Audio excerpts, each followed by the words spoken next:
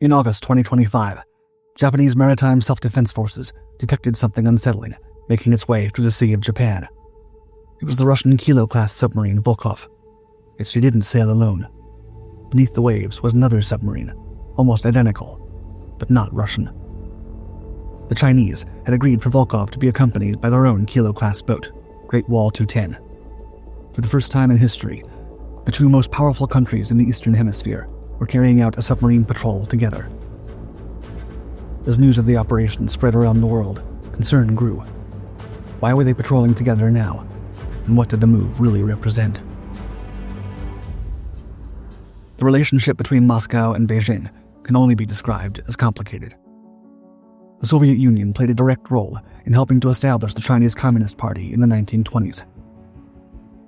So when Mao Zedong came to power in the 1949 revolution, the two nations became neutral allies, bound by a shared ideology. However, in the 1960s, their partnership soured significantly, and by the end of the decade, Chinese and Soviet troops were fighting pitched battles along their shared border. At one point, Soviet leaders even contemplated launching a nuclear strike against China. Ironically, it was only once the Cold War ended and communism collapsed as a global force that the two gradually began warming up to one another again. Throughout the 1990s, China and the new Russian Federation settled their border disputes and resumed trade and security cooperation. In 2005, something happened that would have previously been utterly unthinkable. The two countries conducted their first military simulation exercise together. By the end of the decade, Russia had firmly established itself as China's primary arms supplier, with over $38.5 billion worth of arms sold, accounting for approximately 77% of China's total arms imports during this period. In 2012, this renewed spirit of cooperation between the two countries spread to the seas for the first time, when their navies began an annual tradition called Maritime Interaction. These joint exercises, held in alternating locations, remained relatively modest in scope until 2021, when they staged their most provocative display yet.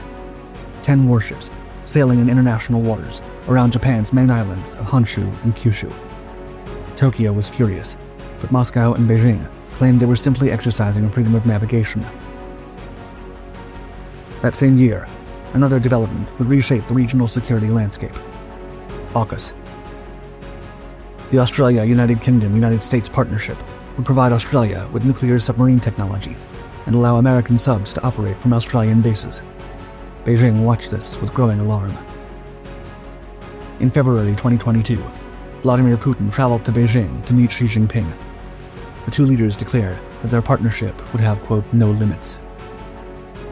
Days later, when Russian tanks rolled into Ukraine, China became Moscow's economic lifeline, buying discounted Russian oil and filling Russian stores with Chinese goods to replace Western brands that had fled. The level of military cooperation would soon intensify as well. In 2023, Chinese and Russian ships patrolled together near Alaska. In 2024, 4 Chinese and Russian bombers flew in formation near Alaskan airspace. Each exercise pushed the envelope a little further, testing what the two militaries can do together. On August 1, 2025, the Maritime Interaction 2025 exercise began in the Sea of Japan near Vladivostok. Russian and Chinese warships, submarines, and naval aviation forces gathered to practice safeguarding maritime routes and what they described as, quote, countering security threats in the Western Pacific. During the 5-day exercise, the two navies rehearsed a dramatic scenario. The Russian submarine Volkhov descended to the bottom of Peter the Great Bay, simulating an emergency. China's newest rescue ship, the Shihu, rushed to respond, practicing crew evacuation procedures. Then they reversed roles, with Russia's Igor Belousov responding to a simulated Chinese submarine emergency. On August 6th, after the formal exercise concluded, something happened that few could have anticipated. Volkhov was joined on patrol by China's Great Wall 210, marking the first time in history that Russian and Chinese submarines have operated together in this way. Accompanied by corvettes and submarine rescue ships, they patrolled through the Sea of Japan toward the East China Sea. On August 14th, Japanese Maritime Self-Defense Forces spotted them transiting the Tsushima Strait. Volkhov was running on the surface, fully visible. The Chinese boat was likely submerged. They continued together for 6 more days before concluding their patrol on August 20th. Volkhov returned to Vladivostok after covering more than 2,000 nautical miles. This was no simple task. While hailing the unprecedented nature of the patrol, Russian Rear Admiral Mikhail Chekmasov also described operating submarines jointly as, quote, a very complex process. Unlike surface ships, submarines navigate in three-dimensional space through waters with constantly shifting temperature layers and density. They can only communicate through limited hydroacoustic systems. Maintaining contact requires exceptional coordination. Chinese military expert Zhang Zhenshe emphasized that the patrol demonstrated, quote, a high level of strategic mutual trust. But why had the two nations chosen to carry it out now? It seems the joint submarine patrol was designed to be the latest move in an escalating competition developing across the Pacific. While China and Russia have been increasing their level of cooperation, other nations in the region have been strengthening their own alliance networks. From August 3rd to 5th, the Philippines and India conducted their own first-ever joint naval exercise in the South China Sea. India is just one of the countries the Philippines have been working with. It's also recently conducted freedom of navigation patrols with the United States, Japan, Australia, New Zealand, and France. More worryingly for Chinese naval planners, since 2021, Australia, the United Kingdom, and the United States have been working together in the new partnership that aims to reinforce Western dominance beneath the waves, AUKUS. The three nations are now sharing more and more submarine bases and technology with one another. Very soon, Beijing will have to worry about Australian nuclear submarines on its doorstep. According to defense analyst Lyle Goldstein, Chinese naval strategists have been tracking AUKUS developments with, quote, acute threat anxiety. He argued that enhanced China-Russia cooperation in undersea warfare represented, quote, a logical counter to AUKUS. But the strategic calculation ran deeper than just regional power balancing. In July 2025, just weeks before the submarine patrol, Chinese Foreign Minister Wang Yi met with European Union officials and made a remarkably candid admission. According to EU diplomats briefed on the conversation, Wang stated that China, quote, can't accept Russia losing its war against Ukraine. The comment revealed Beijing's true strategic interest. If Russia were to collapse in Ukraine, the United States could pivot its full military attention, diplomatic resources, and alliance-building efforts from Europe to the Indo-Pacific. Every month that Russia remains bogged down in Ukraine is another month that American focus stays divided between two theaters. The submarine patrol served this strategy perfectly. By demonstrating underwater interoperability with Russia, China sent an unmistakable message to Western defense planners. If conflict erupts in the Pacific, over Taiwan or the South China Sea, you cannot assume Russia will remain neutral. The possibility of coordinated action, however limited, complicates American military calculations. Each joint exercise adds another data point. Each patrol tests new capabilities. With every passing year, the two militaries were learning to operate together more effectively. But just how deep did this partnership really go? The answer lay not so much in what Russia and China shared with one another, but what they didn't.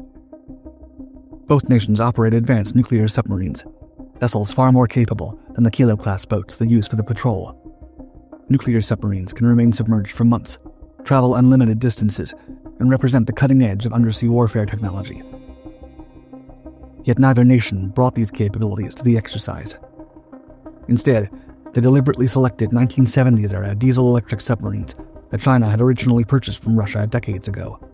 As Richard Moss from the U.S. Naval War College observed, quote, neither side gave up anything the other participant didn't already know. The choice revealed something fundamental about the relationship. Cooperation has clear boundaries. The Sino-Russian partnership may be accelerating, but suspicions run deep. In June 2025, a leaked internal FSB document exposed Moscow's true feelings about its supposed partner. The memo, drafted by Russia's counterintelligence division, identified China as an active intelligence threat to Russian national security. According to the document, Chinese agencies had been aggressively recruiting Russian officials, scientists, and journalists to steal sensitive information about Russia's military operations in Ukraine, Arctic development projects, and aerospace technologies. The FSB had even launched a counterintelligence program, codenamed Intesa-4, specifically to counter Chinese espionage efforts. Yet Russian officials remain prohibited from publicly naming China as an adversary, Moscow simply couldn't afford to damage the economically vital relationship. The fragility of Chinese support had already become evident in March 2024, when Secretary of State Antony Blinken warned Beijing about sanctions evasion during a visit to China. Almost immediately, Chinese exports to Russia dropped by 16%. Major Chinese banks, including ICBC, Bank of China, and China CITIC Bank, ceased processing transactions with Russian entities. After Russia's 2022 invasion of Ukraine, significant Chinese investments in Russia virtually ceased. Chinese businesses clearly recognized the risks of secondary sanctions and prioritized access to Western markets over opportunities in Russia. Russian complaints about the quality of Chinese goods also became increasingly common. According to Lyle Goldstein, if Russia and China were to operate their nuclear submarines together in the future, that would indicate, quote, a tighter and more worrisome development. But he noted that for now, the level of cooperation between the two countries is nowhere near what the United States and its NATO allies do on a regular basis. Both Moscow and Beijing, he argued, seem to realize, quote, there are dangers in being too close, and also in being too dependent on one another. The August 2025 submarine patrol was real. The coordination was genuine. But beneath the surface, this remains what it's always been, a marriage of convenience between two powers using each other to counter a common rival, while carefully guarding the most sensitive capabilities from a partner they still don't fully trust.